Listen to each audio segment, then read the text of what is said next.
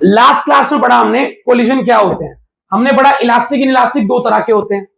In elastic में भी perfectly in elastic collision नाम की चीज भी होती है। कोलिजन टक्कर को कहते हैं। टक्कर के बाद दो चीजों की स्पीड आ जाती है अलग अलग। हमने डिराइव किया कि अगर इलास्टिक कोलिजन होगा तो चीजें टकराएंगी, तो टकराने के बाद दोनों की स्पीड क्या क्या हो जाएगी, ये सब हम कर चुके हैं। लेकिन इन इलास्टिक कोलिजन पर हमने ज्यादा बात नहीं करी। हमने बस ये बात करी थी कि इन इलास्टिक कोलिजन एक ऐसा कोलिजन होता है जिसमें काइनेटिक एनर्जी लॉस हो जाती है, टोटल एनर्जी कंजर्व रहती है, मोमेंटम कंजर्व रहता है और कुछ नॉन कंजर्वेटिव फोर्सेस लग रहे होते हैं। यह हमें पता है। इन इलास्टिक कोलिजन की बात कर रहा हूं। अभी अगर मैं जानता हूं कि इन इलास्टिक कोलिजन में काइनेटिक एनर्जी लॉस होती है, अगर पेपर में आ जाए कि प्रूफ करो लॉस होती है, साबित करके दिखाओ कि इन इलास्टिक कोलिजन में पहले जितनी काइनेटिक एनर्जी होती है बाद में उससे कमी होती है, कुछ काइनेटिक एनर्जी गायब हो जाती है। प्रूफ करना है, शो करना है। कभी कभी स्कूल में इस नाम से भी आता है कि निकाल के दिखाओ कितनी काइनेटिक एनर्जी का लॉस हुआ। एक perfectly in elastic 1D collision में कितनी काइनेटिक एनर्जी लुप्त हो गई, गायब हो गई। मैं बता रहा हूं लॉस होता है।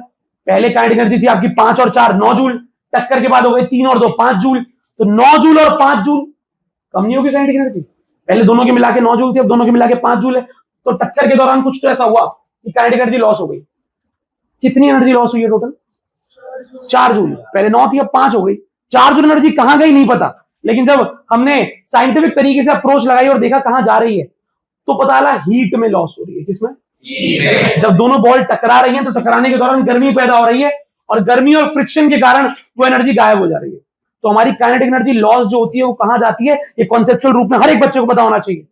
काइनेटिक एनर्जी हीट और फ्रिक्शन की वजह से डेवलप हुई हीट में काइनेटिक एनर्जी गायब हो जाती है। ठीक है, काइनेटिक एनर्जी लॉस हो जाती है।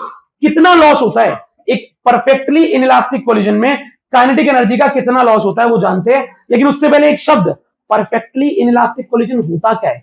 परफेक्टली इनइलास्टिक कोलिजन के बारे में पिछली कक्षा की शुरुआत की पहली स्लाइड में पढ़ा था हमने। 3 तरह के कोलिजन होते हैं। परफेक्टली इनइलास्टिक यहां पे कहीं लिखा था।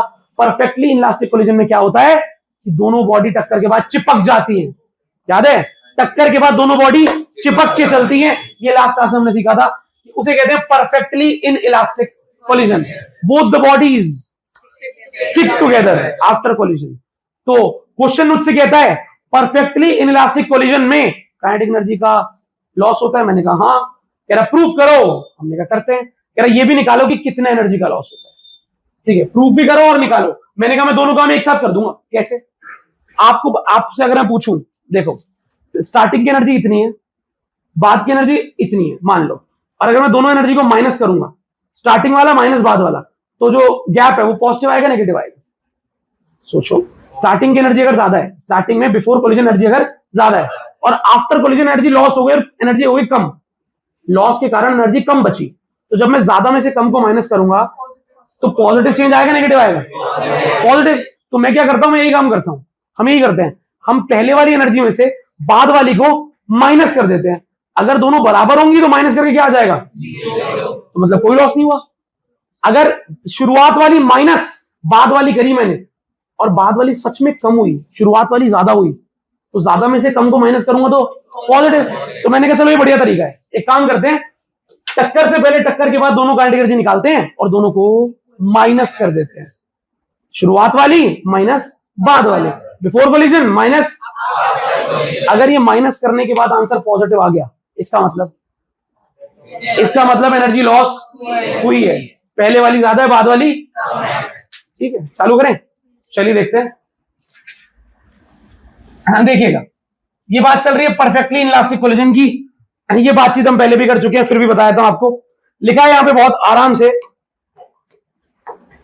अगर दो बॉडीज स्टिक आफ्टर टुगेदर, ठीक है, कोलिजन के बाद वो चिपक जाए एक दूसरे से और move as a single body with a common speed, बिल्कुल चिपक के साथ साथ चल रही है कि स्पीड से। टक्कर से पहले अलग अलग बॉडी थी, टक्कर के बाद चिपक गई और साथ साथ चल रही है, इसे बोलते हैं परफेक्टली इनइलास्टिक कोलिजन। सही है, बहुत आराम से याद रखना। एग्जाम्पल है, bullet fired into a wooden block and remaining embedded. Obviously एक लकड़ी का ब्लॉक है, बुलेट उसके अंदर जाएगी तो चिपक नहीं जाएंगे वो? हाँ ना, बोलो। और अगर बुलेट के झटके से, गोली के झटके से वो ब्लॉक 4-5 मीटर आगे खिसका भी तो बुलेट और ब्लॉक साथ साथ नहीं चलेंगे, क्योंकि बुलेट तो गड़ गई उसके अंदर। बिल्कुल, तो एग्जांपल है परफेक्टली इनइलास्टिक का। कैरेक्टरिस्टिक्स है loss of kinetic energy is maximum, the momentum is. अब देखो ये बात ना मैं तुम्हें बहुत ही बीच का कॉन्सेप्ट दे रहा हूं, ये ना दो चीजों के बीच की बात है। Inelastic collision, perfectly inelastic collision, ये देखो गैप है बीच में थोड़ा सा। इनइलास्टिक में क्या होता है, इनइलास्टिक में काइनेटिक एनर्जी का लॉस होता है, काइनेटिक एनर्जी कंजर्व नहीं रहती है, बेचारी लॉस हो जाती है, टोटल तब भी कंजर्व रहता है, मोमेंटम भी कंजर्व रहता है, कंजर्वेटिव फोर्स नहीं होते, नॉन कंजर्वेटिव होते हैं, ये सब पढ़ा था आपने। परफेक्टली इनइलास्टिक में भी लॉस होता है, तो भैया फर्क क्या है परफेक्टली इनइलास्टिक और इनइलास्टिक में? फर्क क्या है, परफेक्टली इनइलास्टिक कोलिजन में काइनेटिक एनर्जी का मैक्सिमम लॉस होता है। क्या होता है? Maximum loss. इनइलास्टिक कोलिजन में काइनेटिक एनर्जी का लॉस हो रहा है, नुकसान हो रहा है, कुछ काइनेटिक एनर्जी उड़ जा रही है, लेकिन परफेक्टली इनइलास्टिक में सबसे ज्यादा लॉस होता है। तो इसीलिए परफेक्टली इनइलास्टिक कोलिजन को जो अलग करता है इनइलास्टिक से, वो यही है कि उसमें लॉस हुआ, नुकसान हुआ, काइनेटिक एनर्जी गायब हो गई, इसमें मैक्सिमम नुकसान होता है, बहुत ज्यादा नुकसान होता है। इसीलिए याद रखना कि काइनेटिक एनर्जी का लॉस मैक्सिमम होता है, loss of kinetic energy is maximum in perfectly inelastic collision. चालू करते हैं, समझते हैं क्या कहानी है। हम ये शो करके दिखा रहे हैं कि सच में kinetic energy is invariably lost in a collision. Kinetic energy loss होती है एक 1D इनइलास्टिक कोलिजन में, परफेक्टली इनइलास्टिक कोलिजन में, वो हम शो कर रहे हैं। तो शो करने से पहले सिनेरियो समझाता हूं। सीन क्या है, कहानी क्या है? कहानी ये M1 वहां से U1 से चल रहा है, M2 वहां से रेस्ट पे है, ये M2 वहां से स्टार्टिंग में रेस्ट पे है, बिल्कुल रुका पड़ा है, ठीक है, इसकी स्पीड 0 है, और ये M1 वहां से, इसकी स्पीड U1 है। क्या है? M1 वहां से U1 से चल रहा है, M2 वहां से रुका हुआ है, यहां पे हो गई इनकी टक्कर, और टक्कर के बाद क्या हो गया, M1 M2 साथ में चिपक गए, और चिपकने के बाद किस स्पीड चल रहे हैं? v स्पीड से। तो बिफोर कोलिजन, आफ्टर कोलिजन, चलेगा? समझ में आ गई कहानी? एक को मैंने रेस्ट पे रखा है, एक को मैं चला रहा हूं, हाँ, और टक्कर के बाद दोनों साथ में चिपक के चल रहे हैं। कैसे? कहानी आपको मैंने बताई कि इसकी स्पीड क्या है? 0, यहां पे हो गया इनका कोलिजन, कोलिजन के बाद दोनों साथ में चिपक गए, जब साथ में चिपक गए तो टोटल मास क्या हो गया? M1 प्लस M2, और अब किस स्पीड चल रहे हैं? चलिए बढ़िया, करें चालू? श्योर? चलो भाई, ऐसा आप कहें। पहले मोमेंटम कंजर्व करते हैं, क्या करते हैं? मुझे निकालना क्या है? मुझे निकालना है लॉस ऑफ काइनेटिक एनर्जी। क्या निकालना है? मेरा एम है ये निकालना कि काइनेटिक एनर्जी में चेंज कितने का आया, यानी कि मैं शुरुआत वाली को बाद वाली से माइनस करूंगा, ये देखने के लिए कि ये ज्यादा थी या ये ज्यादा थी। मैं देखना चाहता हूं शुरुआत वाली ज्यादा थी, बाद में कम हो गई, या दोनों बराबर हैं, या क्या हो रहा है। इसके लिए मैं इनिशियल को फाइनल से माइनस कर रहा हूं। यूजुअली क्या करते हैं, लेकिन यहां पे मुझे क्या चेक करना है कि इनिशियल ज्यादा है, बाद में कम हो रही है, नहीं हो रही है। इसके लिए मैं इनिशियल माइनस फाइनल कर रहा हूं। अगर इनिशियल माइनस फाइनल पॉजिटिव आ गया, मतलब शुरुआत की ज्यादा थी, बाद वाली कम थी। चालू करते हैं। अच्छा, पहले मोमेंटम कंजर्व करूंगा। आप बताना, टक्कर से पहले इसका मोमेंटम कितना? M1 U1, मानते हो? टक्कर से पहले इसका मोमेंटम कितना? पेपर में आई आज। टक्कर से पहले इसका मोमेंटम कितना? 0। श्योर? टक्कर से पहले इसका मोमेंटम M1 इंटू U1, इसका 0 इज इक्वल टू टक्कर के बाद क्या क्या क्या दोनों मास चिपक चुके हैं, दोनों मास चिपक के टोटल मास क्या हो गया? तो टक्कर के बाद का मोमेंटम हो जाएगा मास इंटू, और किस स्पीड चल रहा है ये? v। हम मानते हो नहीं मानते? अच्छा, अब मुझे बताओ क्या यहां से v निकल सकता है? तो बताना v क्या आ जाएगा? M1 U1 अपॉन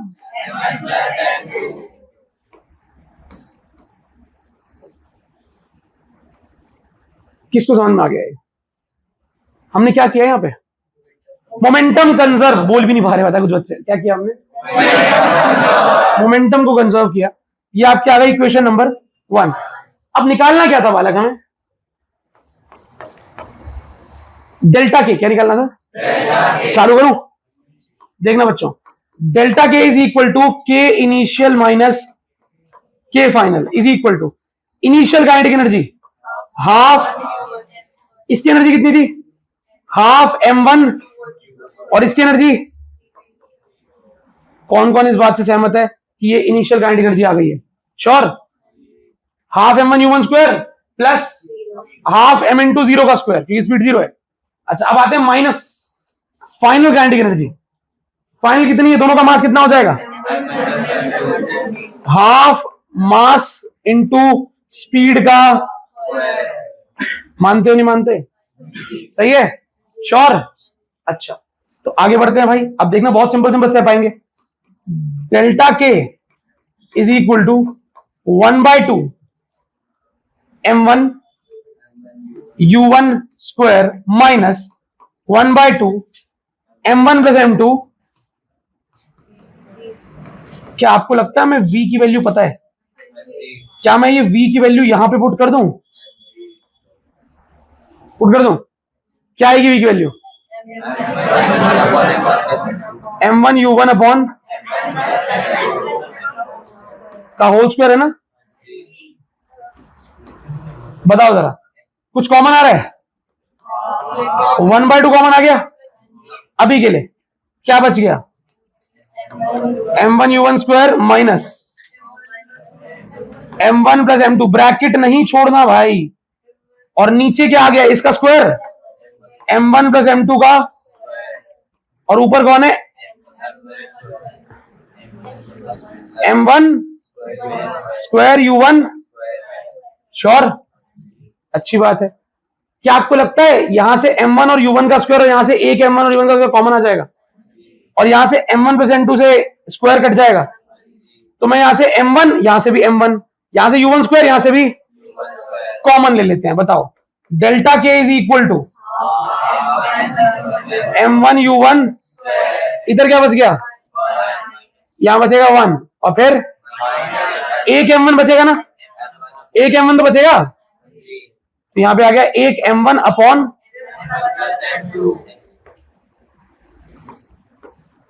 सही है, एलसीएम। अब दोबारा बता रहा हूं, इस स्टेप में मैंने यहां से m1 कॉमन लिया, u1 स्क्वायर कॉमन लिया, एक m1 यहां बच गया, बस ये तो कट ही चुका था, पावर तो कट चुकी थी इसकी। एलसीएम क्या आएगा, LCM m1 plus m2 minus m1 upon,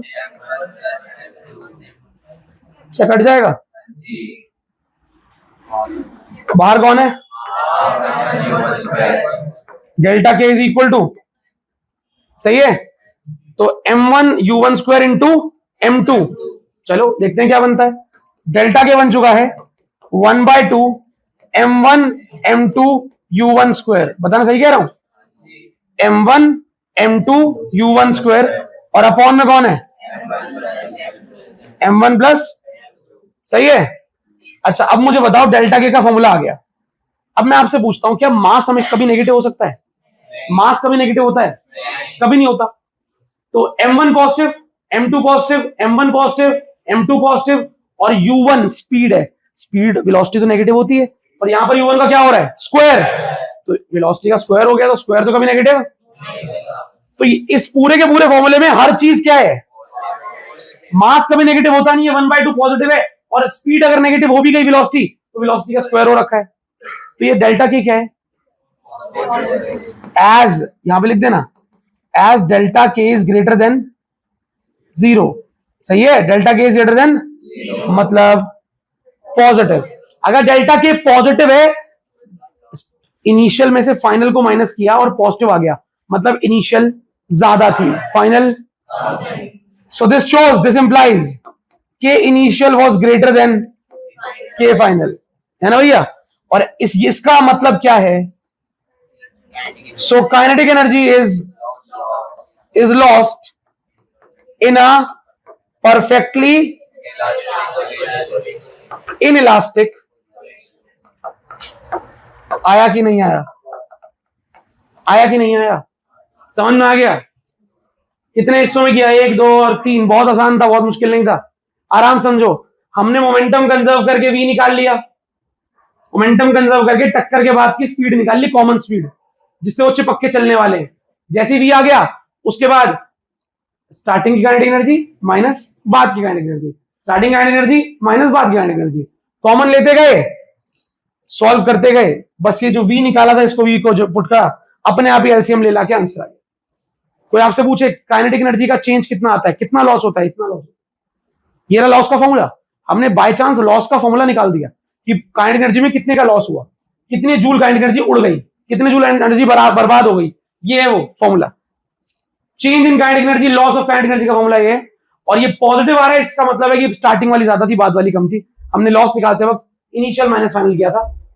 तो ये आपका प्रॉपर डेरिवेशन, जो 2 प्रश्नों का उत्तर है कि पहले शो करो, ये भी आ सकता है शो करो काइनेटिक एनर्जी लॉस्ट होती है, दूसरा लॉस का फॉर्मूला निकालो। हमने दोनों काम कर दिए, तो घबराने की बात नहीं है। कि ये जो स्टेप जहां तक आपको समझ में आया था वो था delta K is equal to 1/2 m1 u1 का square minus m1 plus m2 upon या फिर into m1 square u1 square upon m1 plus m2 का होल स्क्वायर।